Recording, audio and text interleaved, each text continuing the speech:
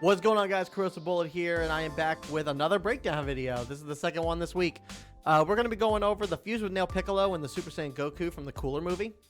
Those guys will be releasing on Sunday on a Legends All-Star banner. So, again, depending on what these guys' kits are, I still probably wouldn't recommend that that you guys summon on these guys when this banner drops, just because the Legends Festival is right around the corner. And there's a possibility that there's going to be our first summonable Ultra, which is it's a little concerning, but I mean, it is what it is. So we didn't cover these guys in the last breakdown video because there was just so much to go over. So I wanted to do this in a separate video. I wanted to give Omega Shenron the spotlight for his breakdown, and then I wanted to give these guys a separate breakdown. That, and I also didn't realize that. These guys had their kits available. So yeah, we're going to see how these guys are and kind of go from there. So, Fuse with Nail Piccolo. He's on the Super Warrior tag. Please buff Super Warriors. Please. Please. Otherwise, Dimps, Bandy Namkey, we're going to have a talk. We're going to have a talk if he doesn't have Super Warriors. So he's Super Warrior, Regen, Merging, Namekian. He's a melee type. He's a Sagas from the movies. At 7 stars. He's not bad at 7 stars. I mean, about 225 strike attack. Non-existent blast, 145, 142 defenses. At max stars, he's at 255 and 165, which is decent. These are decent defense stats. Strike attack could be a little better, but he's definitely a melee type, as it says here. So, I've seen you fight. Main ability. Draw an Ultimate Arts card. Demon Whip attack next. Restores own health by 15% and ki by 50. Restores own gauge by 100%. Okay. Okay. So it's cool that he heals himself. It's cool that he gains 50 ki back. Restores his own vanish gauge by 100%, which is that's really good. It's kind of like Super Saiyan Bardock. Super Saiyan Bardock. While he pulls his ultimate on his main card, but when he activates it is when he gets the 100% vanish gauge back. So kind of similar, not really, but just a nice. It's not a bad main ability. Fighting Outnumbered applies the following effects to self when this character enters the battlefield. Draw a Strike Arts card next, 30% to ki, 50% to damage inflicted, and then reduces damage received by 20. Also applies the following effects to self according to the number of remaining enemy battle members. So when he enters, so basically, if you start him off at the beginning of each match, he gets 60% on top of the 50 he gets with this. And then your idea is, should you lose this 50%, I would imagine you want to switch out and try to bring him back in before you start eliminating members. So not a bad first ability. I mean, 60% is quite a bit. 30% is still like a decent chunk. So, like that's nothing to scoff at. Like 30% is pretty decent, all things considered, for fighting the last man standing. Warrior Hope. Following effects occur when enemy switches characters while he's on the battlefield.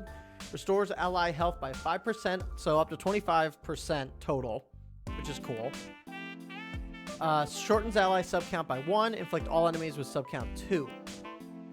Applies the following effects to self from battle start for 80 counts. Permanent card draw speed for 80 counts. Another 20% to damage received. Reduction, I should say. And then minus 20 to enemy sustained damage cut effects. Can't be canceled. Alright, so this is really cool. This is neat. He gets permanent card draw speed. He gets damage reduction here. On top of the damage reduction, he already gets up here for being on the battlefield. And then... Oh, he's got an anti-revival? Oh, no. Oh, no, wait. While this character is on the battlefield, applies the following effects to self when causing a character with a revive to revive. 20% of damage inflicted. Destroy all of your enemy's cards, and then minus 1 arts draw speed level for 15 timer counts. Okay. So you know what this kind of indicates to me? You know what this kind of indicates? I'm thinking we're going to get an LF Cooler revival. I think we're going to get an LF Cooler revival. Because my thought process is it's very random for this guy to have an anti-revival mechanic, right? Like, it's extremely random. Yeah, I don't think they would have put this in here unless it meant something. I don't know. It's really random. It's cool though. Like his kit's actually not bad, all things considered. More anti-revival is actually pretty nice to see. Obviously, increased card draw speed indefinitely. Vanish gauge restoration, which is neat.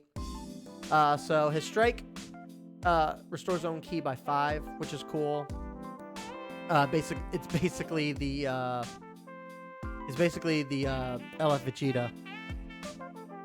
So nothing on blast. Demon Thunder Strike deals massive impact damage, 15% to special move damage for 10 counts, and then inflict all enemies with 3 sub counts on hit. That's actually not bad.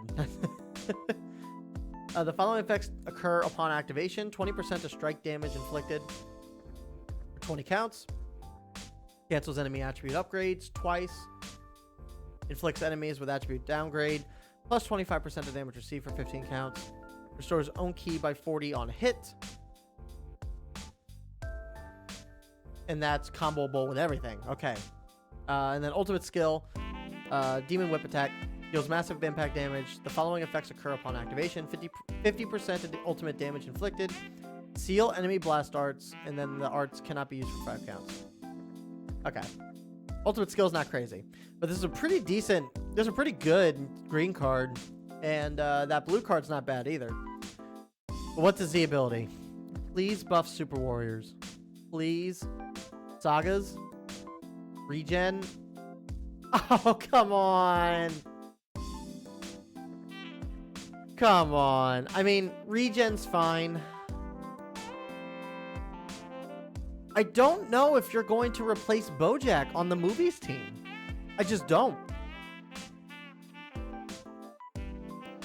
I mean, I guess it's a matter of choice, right? Like, you could run this guy with this Gohan if you wanted to.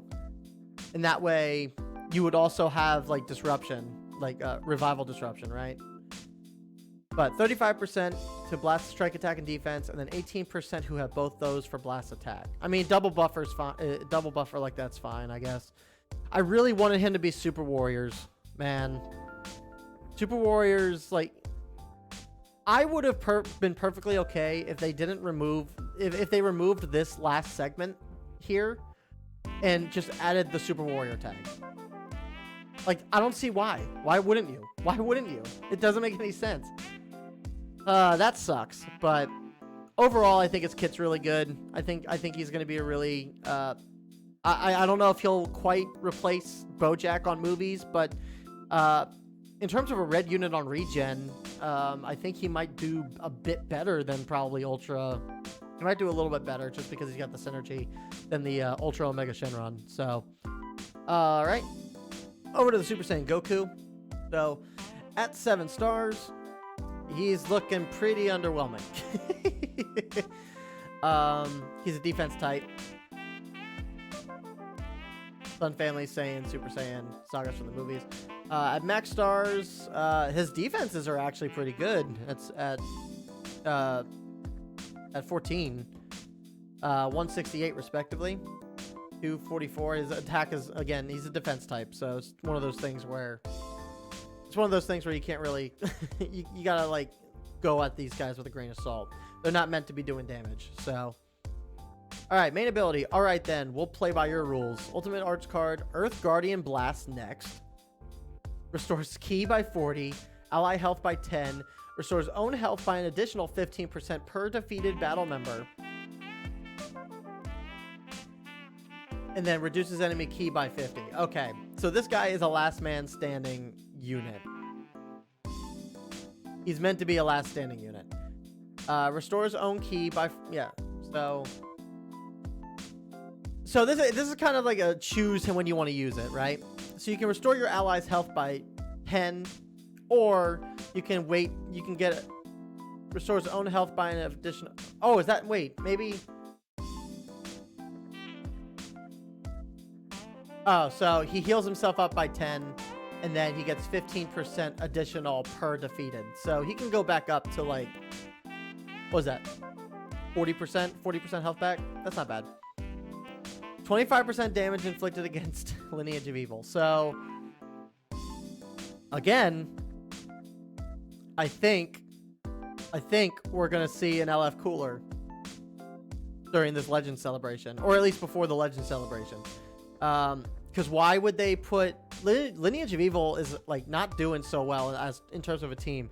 They got LF Frieza, they got the Zenkai Awakened LF Purple Frieza first form. You know, Cooler's still a really strong unit. Metal Cooler's not a bad unit. Red Frieza is still a good disruptor of a unit. Again, why would they randomly put this on here and have it on towards a tag that hasn't been getting a whole lot of support and you rarely ever see if they weren't going to release an LF Cooler? I think LF Cooler is right around the corner. I'm telling you now. I'm telling you now.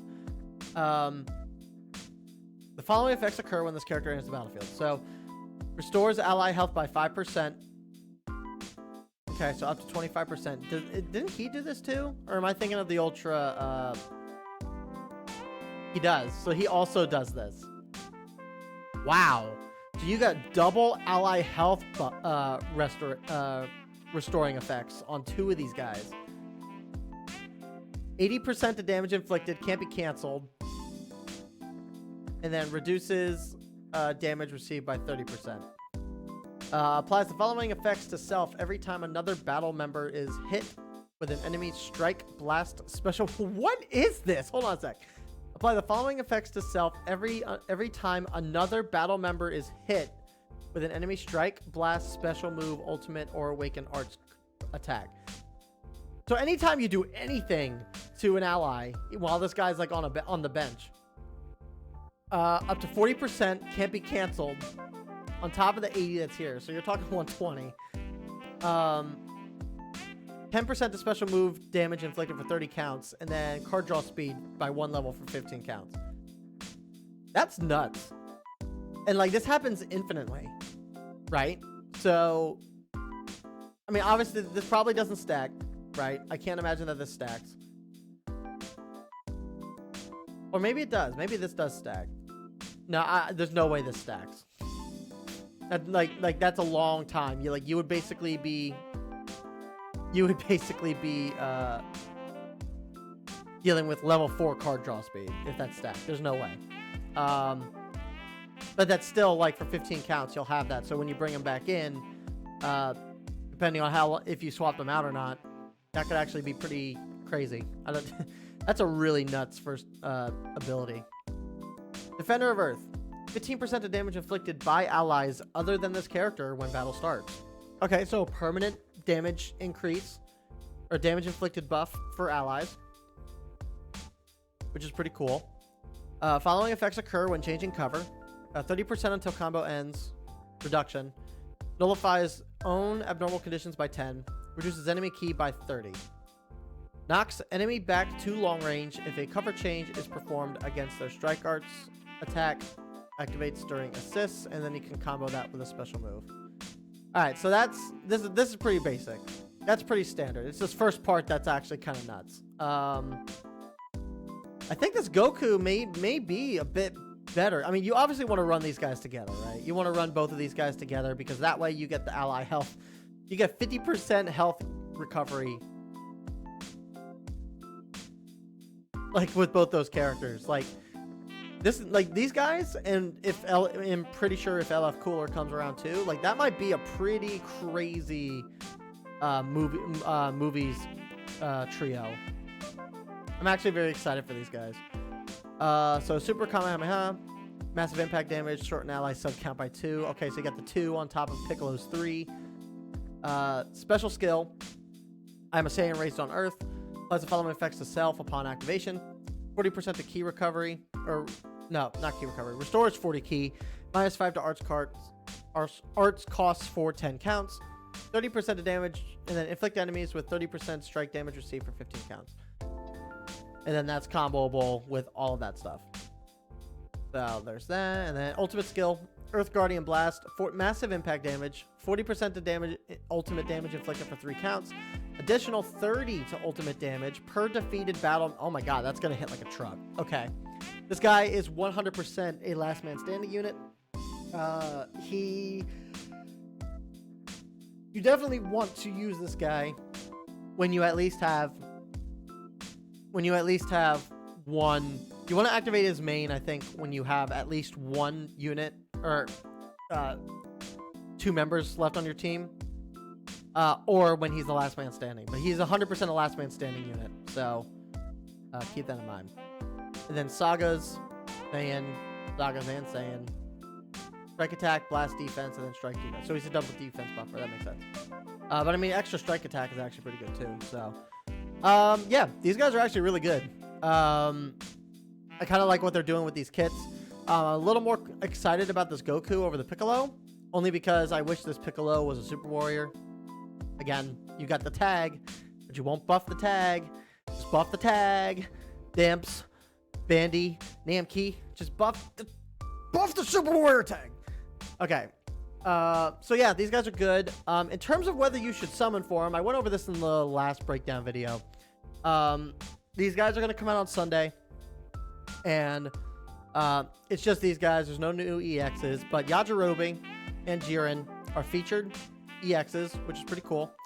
The featured units are all pretty decent. Unfortunately, I don't think the Shadow Dragons here are going to be worth much. Majub's really good. This Goku can be pretty good. The Bojack's really good. These guys are must-haves for Universe Survival Saga. So, I mean, the featured units are worth it. But you have a plethora of sparkings on this banner. Not as bad as the last All-Star banner. It's definitely not anywhere near as bad. It's like maybe 45, 50 sparkings as opposed to the 80 that was on the last one. So it's definitely not as bad, but I still would probably not recommend summoning on this banner just due to the fact that Legends Festival is right around the corner. And if these guys' kits are any indication, LF Cooler is also around the corner. So just keep that in mind when these guys drop. But I mean, this is up until, you know, mid-December. So you got a long time to summon for these guys.